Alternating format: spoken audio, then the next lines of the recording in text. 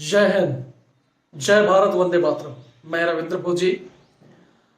आज मैं मेरे से जुड़े हुए जो भी 4,47,000 जवान हैं या सिविलियन हैं, सभी से रिक्वेस्ट करता हूं कि आज इस वीडियो को ध्यान से सुनें और ज़्यादा से ज़्यादा शेयर करें।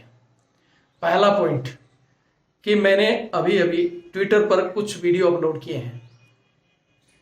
ये मेरा ट्विटर अकाउंट जो आप देख रहे हैं, रविंद्र फौजी। मेरे से ट्विटर में 8,400 लोग जुड़े हुए हैं। ट्विटर पर मैंने ये वीडियो अभी अभी डाले हैं। राष्ट्रपति महोदय, प्रधानमंत्री महोदय, गृह मंत्री और रक्षा मंत्री।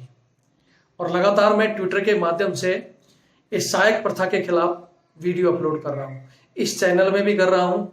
और जैसा कि आपको पता है, हम सुप्रीम कोर्ट में भी एक याचिका दायर कर रहे हैं जो लगभग तैयार हो चुकी है, और वो हम जस्ट 1 या 2 दिन के अंदर सुप्रीम कोर्ट में फाइल कर देंगे। अब यहां सबसे पहले मैं हमारी जो सिविल जनता है या देश के राष्ट्रपति महोदय, बड़े बड़े नेता हैं, जिनको बता देता हूं कि सहायक प्रथा हटाना क्यों जरूरी है। सबसे पहला पॉइंट, आज चाइना और हमारा युद्ध की स्थिति चल रही है। पाकिस्तान पहले ही हमारा दुश्मन है, बना बैठा है। तो हमें एक क्या चाहिए? हमें एक मजबूत सेना की जरूरत होगी। और ये सहायक प्रथा हमारी सेना को कमजोर कर रहा है। हमारे 30% जवान इस काम में लगे हुए हैं। जो सैनिक है, और जो बहुत से लोग कमेंट्स करते हैं, मैं आज बोलते हैं, बोले कसम खाकर, मैं कसम खाकर कहता हूं कि आज भी हमारी सेना में ये प्रथा जारी है।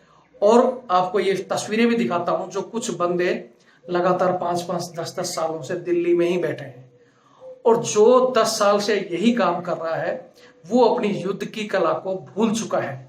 ये 30% सैनिक हमारे लिए नकारा हो चुके हैं। जो चाहे वो वॉलेंटियर समझो या बाई फोर्स समझो, वो देश के सबसे बड़े गद्दार हैं, जो सैनिक के नाम पर पेमेंट ले रहे हैं लेकिन काम कर रहे हैं नौकरों का। उनको खुद को, उनका जमीर, अगर उनका खुद का जमीर उनको गवाह देता है तो वो गीता, बाइबल या कुरान, जिस भी धर्म के उस पर धर्म पर हाथ रख के कहते हैं कि वो जो ड्यूटी कर रहे हैं वो जायज है।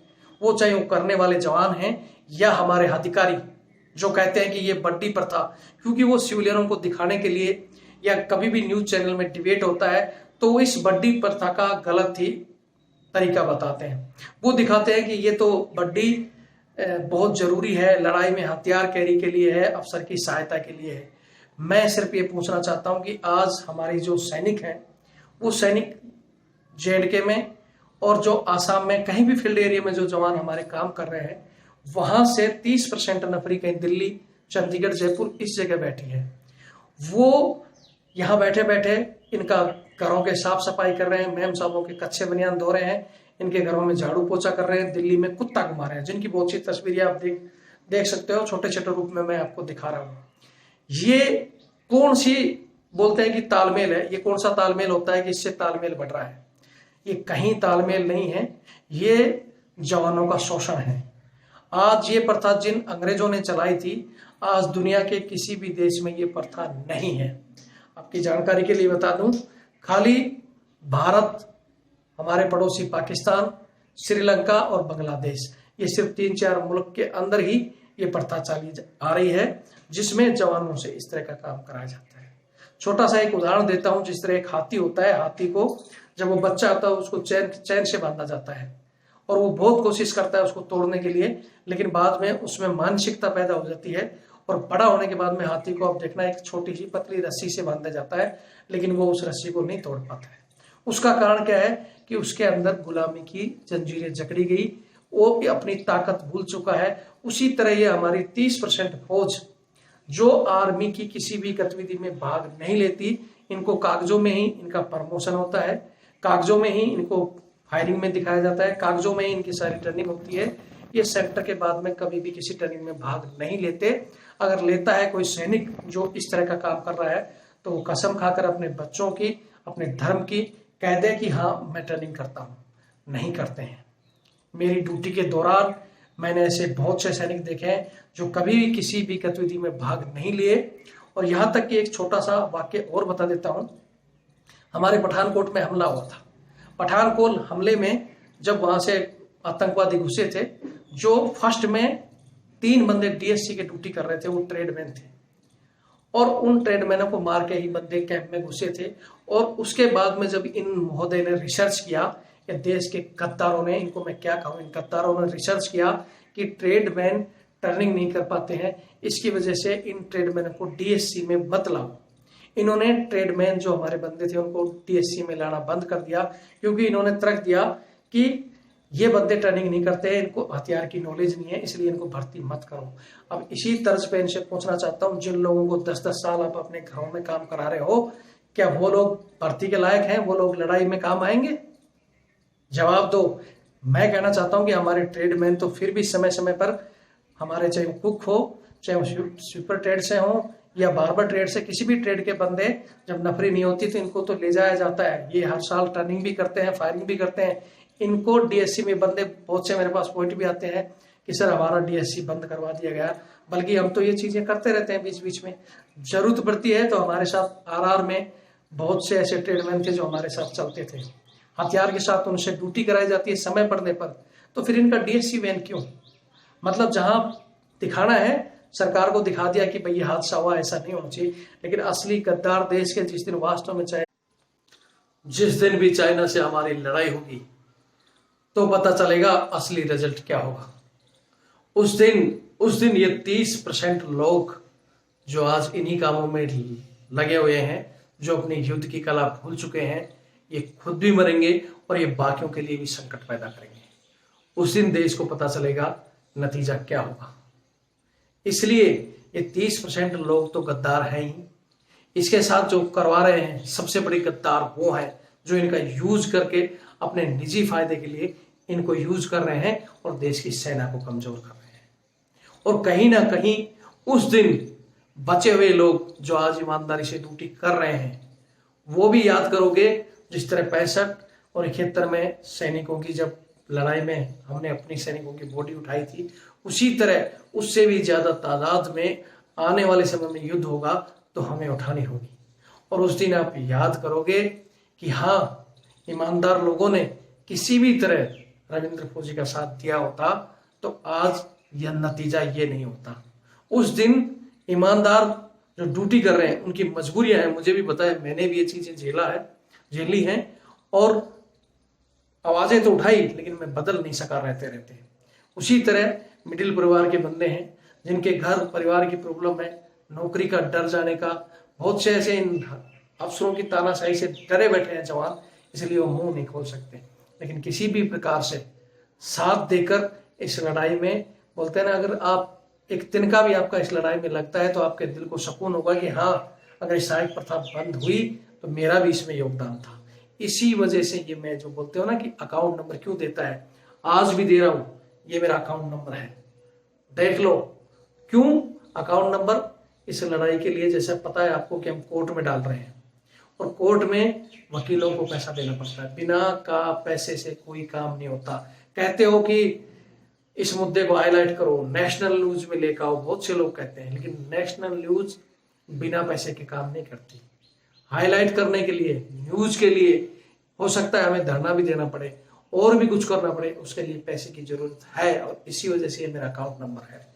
ये अकाउंट नंबर के साथ साथ जो मेरा ये फोन नंबर है 82 90 35 45 13 8290354513, ये मेरा फोन पे, गूगल पे, पेटीएम सभी नंबरों से जुड़ा हुआ है। आप इसमें भी पैसे भेज सकते हो, इस अकाउंट से भी पैसे भेज सकते हो। किसी भी प्रकार की जो जैसे मदद कर सकता है, जो पैसे से कर सकता है, चाहे आप अपनी जो स्थिति है आप 50 दो, 100 दो, 1000 दो, ज्यादा दो, जिसकी जितनी हिम्मत है जितनी। अगर पैसे नहीं दे सकते हो, इन चीजों को ज्यादा से ज्यादा शेयर करो, लोगों तक पहुंचाओ। आप नहीं तो हो सकता है कोई दूसरा मदद करेगा, ताकि हम मजबूत हों। ये जितनी ज्यादा वायरल होगी उतनी ही हमें ताकत मिलेगी, क्योंकि हो सकता है आम पब्लिक जिनको पता ही नहीं कि वास्तव में क्या चीज है, वो भी हमारे सपोर्ट में आएंगी। जो युवा जिनको आर्मी में जाना है, जो शान से भर्ती है, ड्रेस देख कर जाते हैं ना कि हम भी सेना में जाएंगे, जब कोई शहीद होता है तो बोलते तिरंगे के काम आया, तो कितना जुनून होता है कि भाई हम भी देश के काम आए। हर एक फौजी इसीलिए भर्ती होता है कि, लेकिन किसी किसी को तिरंगा ये कफन के रूप में काम आता है। वो युवा इस वर्दी को देख के आते हैं उसको, लेकिन उनको ये पता नहीं कि हमें भी ये करना पड़ेगा। आप लोगों के लिए भी है, जितने भी भर्ती होने वाले हैं, आप, आपके बच्चे, आपके भाई, आप भी चाहते हो कि सेना में हम जिस काम के लिए भर्ती हैं वही काम हो, तो हमारा साथ दो। मैं फिर कह रहा हूँ, स्टूडेंट हैं, युवा हैं, ऐसे मैंने बहुत से उदाहरण भी दिए हैं कि बहुत से उदाहरण किसी ने 21 रुपए, किसी ने 50 रुपए दिए हैं। मैं फिर कह रहा हूँ, जिनके पास नहीं है, कम है, मत दो पैसा, आप इनको ज्यादा से ज्यादा शेयर करो ताकि हाईलाइट तो हो, सरकार की नजरों में तो आए। बहुत से लोग कहते हैं कि सरकार को पता है कि नहीं है। मैंने कल भी बताया था, बच्चा नहीं रोता है तो उसकी माँ उसको दूध नहीं पिलाती है। पता नहीं सरकार को पता है या नहीं है, लेकिन जब तक सरकार की नजरों में नहीं जाएगा तब तक क्यों ये लोग वहीं सरकार के चोंच मिलाते हैं, गलत तरीके से गाइडेंस करते हैं कि ये सिस्टम क्या है, सिविल जनता को दिखाते हैं। बहुत से लोग कहते हैं कि भाई फौज में तो अलग अलग ट्रेड होगा, इस ट्रेड का भी कोई भर्ती होगा, नहीं है। बाकी सारी वीडियो की डिटेल देता हूँ, देखें, शेयर, रुकना नहीं चाहिए। चैनल से बहुत से लोगों को आज तक ये नहीं पता, नहीं बोलता सर आपकी वीडियो हमारे तक नहीं पहुंचती है।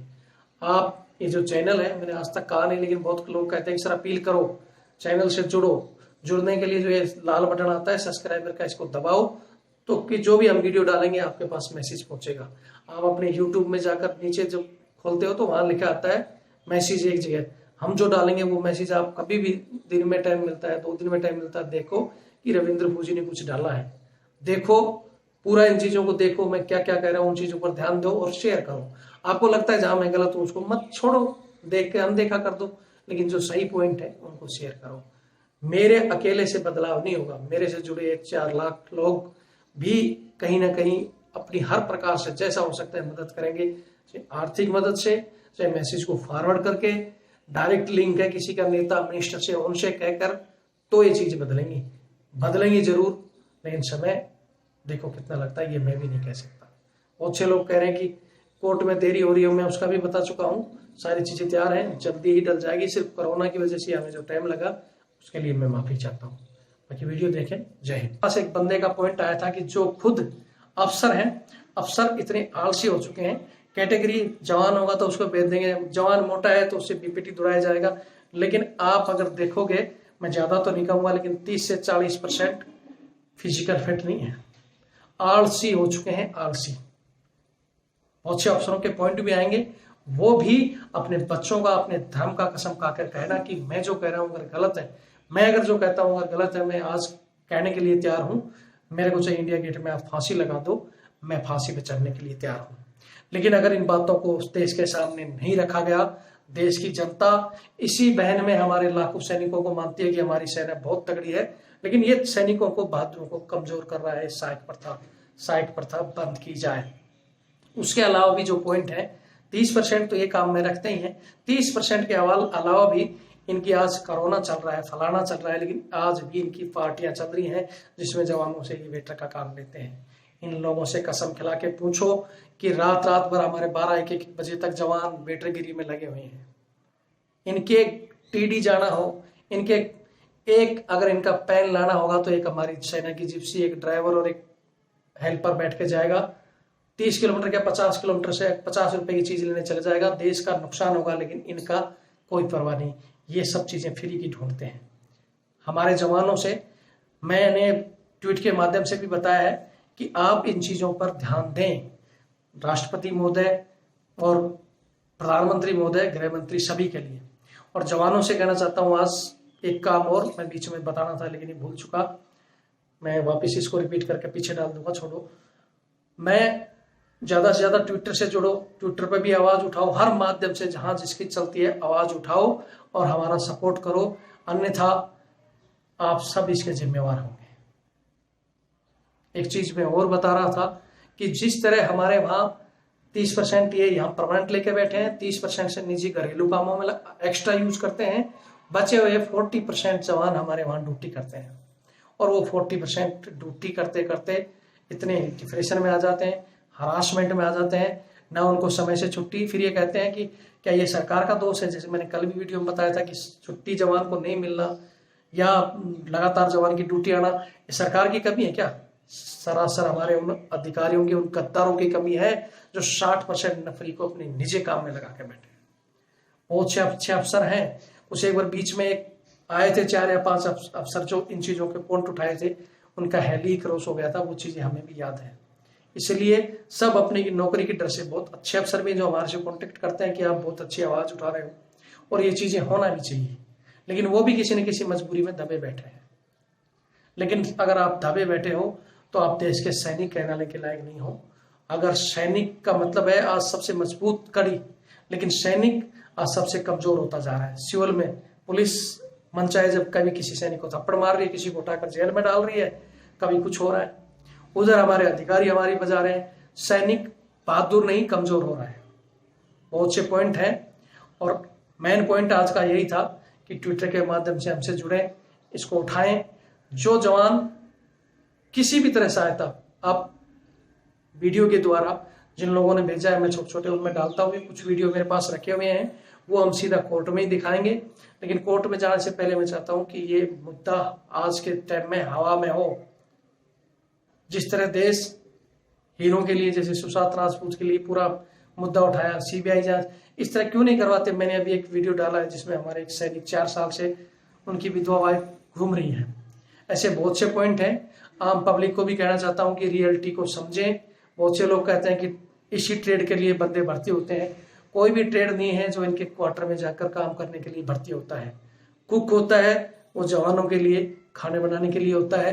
अफसर में अगर ये अफसर मैस में रहेंगे तो इनको भी कुक मिलता है, लेकिन कोई वो नहीं है कि जाके सीओ के घर में कुक बैठा है, फलाने के घर में कुक बैठा है। वहां हमारे जीडी पर्सन बेचारे रोटी बेल रहे हैं और ये पर्सनल एक आदमी एक कुक को लेकर बैठा है।